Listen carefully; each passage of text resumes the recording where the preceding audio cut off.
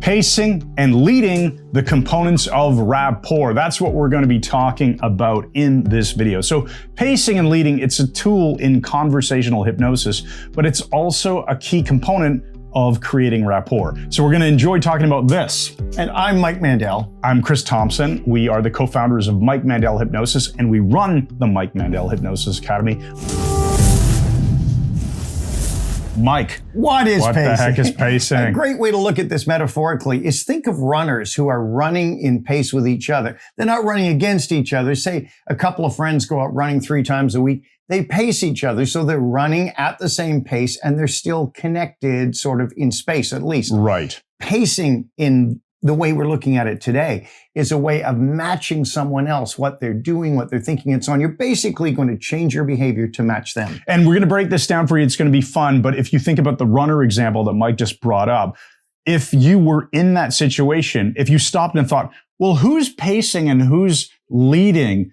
It's not really clear, it's hard right? to tell. Everybody is just pacing each other and they're all in rapport. And that applies to hypnotherapy, hypnosis, all kinds of communication, and it's going to be a fun discussion. You could have 20 runners running together. Who knows who's leading and who's pacing who? Yeah, I agree. And they all sort of would say, oh, we're in rapport with each other. Okay, so let's start with the example of matching body language and posture. This is not the verbal pacing and leading that you would talk about in Ericksonian hypnosis, which we'll be getting to, but just more matching and mirroring, right? Sure, like if you're talking to someone and they have a gesture they do repeatedly like this as they're talking. No, you don't want to make it look like you're mocking them and you're trying to match it. Like they'll think you're insane or they'll think you're really like a nasty person, mocking them for having a behavioral problem. What you want to do, though, is be subtle. You want to pick it up gradually. So as you're talking, you're going to gradually adopt the same gesture, and maybe not as grandiose. And this will start to build this rapport loop between the two of you. Right. So it's your body language, your posture, maybe even the volume that you're speaking, for sure. the rate at which you're speaking. Yes. These are all things that you can match and mirror with people. That's very important. If the other person talks really kind of slow and you wouldn't want to be like this all of a sudden because they might never. You'd have great rapport. You would not be pacing. We could join them in that pace and that volume and build rapport that way. As long as we're not making fun of them. Yeah. Yeah. All right. The other thing you do is pace by reflecting back words. So if you pick up on certain words a person says, you could reflect those back. Milton Erickson, the greatest hypnotist who ever lived, did this all the time. So if somebody says, you know, I'm feeling a little down lately. You want to say, feeling a little down. Feeling a little down. Offer the words back. You don't want to say, I guess you're depressed. You know, you're not making a diagnosis here. I'm not depressed. I just had a bad morning. So use their actual words back. Feed them back to them. And it's the words a little down. It's not the lately. You know, feeling a little down lately.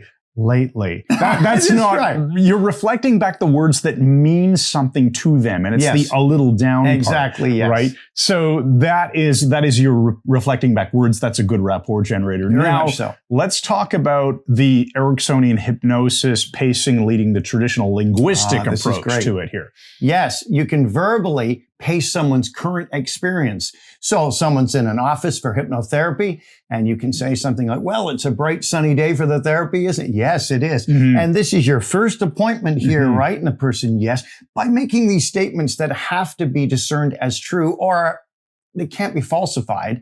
They make sense to the person. That person is agreeing internally and beginning to pick up the pace with you. Right. And it's also part of the therapeutic experience too. So once you're formally starting hypnosis, or maybe the client doesn't know yet, you can be stringing together pacing statements. I'll give an example like since X and because Y. And while we keep in mind all of that, we want Z. You'll make some sort of leading statement after that. We'll get into pacing and leading, but basically since X, because Y, any kind of combination of things like that. So it could be, and since we're here making this video together, and because we all want to learn something about communication, and we're already watching this, we may as well pay full attention now. I am. That's a simple thing that we can do, right? And by pacing 3 things is a good general rule, and then doing a leading statement, it's very difficult for the person to disagree and go off in some other direction. Right. So what we're saying is when you do a pacing, we'll talk more about leading in a moment, but when you do pacing and leading, say 3 pacing statements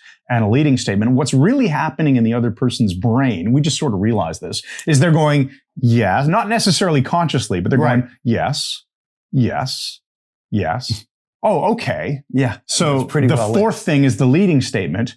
They're just going, oh, okay, that makes sense. I'll do that. And it's all done unconscious, right? And it's amazing, really, because you think about it. When you're pacing the person, you're picking up on their behavior, their analog behavior, their gestures, their words, whatever, and feeding it back to them to pace them. Right. When you are leading, you are offering new behavior that they begin to pace without knowing they're doing it. Right. So the leading leads to unconscious following by the other person. They don't necessarily even realize they're doing it. That's why we say there's no resistance. No resistance whatsoever. And let's give a couple, getting back to leading, when we talked about pacing earlier with body language and things like that, let's talk about how once you have established enough pacing and you've built rapport, you can take over with the lead. What are some things that you can do physiologically, for example? Well, let's say somebody's anxious and you've been pacing their behavior.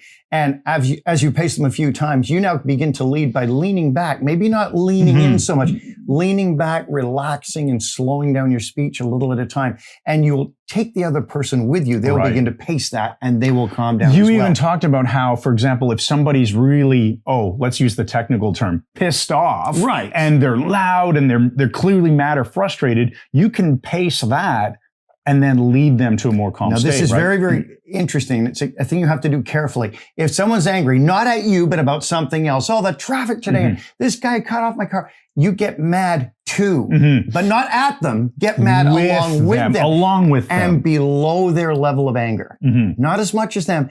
And when you calm down, they will come down with you as well. Right.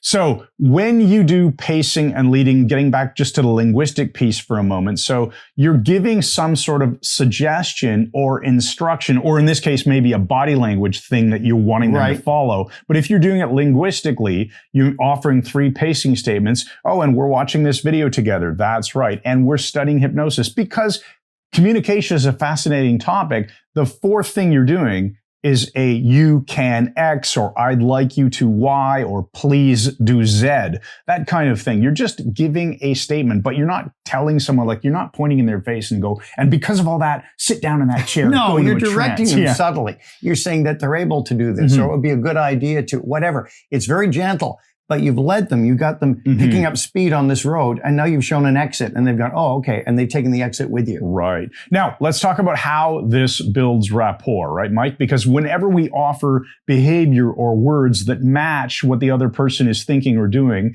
and we're matching their model of the world, it feels, what does it feel for them? It feels safe and comfortable because it seems that we are similar to them.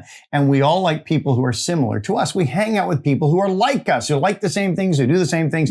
Friends tend to talk the same way, interrupt each other the same way. So when you build that kind of link by pacing someone, it builds a very strong relational bridge, a communication bridge. So people seem to be the same. All right. So leading is offering behavior for the other person to pace. And because pacing is just following or keeping up with someone else, it does tend to establish this wonderful rapport loop. Right. Which is why we say 3 to 1 is a great practice ratio. And it doesn't have to be carved in stone, but it works well. Right. So if you're practicing hypnosis or learning hypnosis, we're going to give you an exercise that you can practice. It's really simple. Let's do an example. So we'll do this right now with you.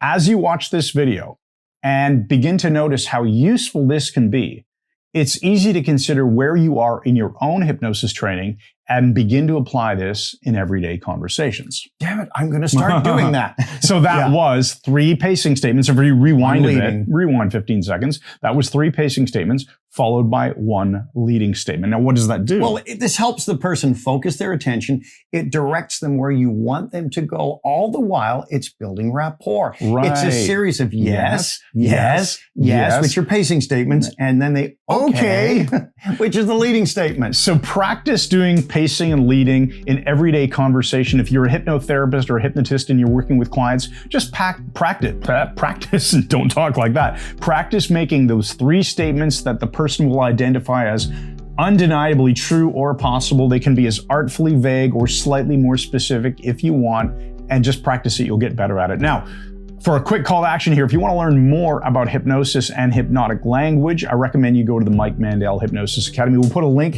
in the description under this YouTube video. And then while you're here, you may as well hit that subscribe button and ring that bell so that you'll always get notified of our latest videos. So I'm Chris Thompson again. I'm Mike Mandel. We are from Mike Mandel Hypnosis. Thanks again. And good night.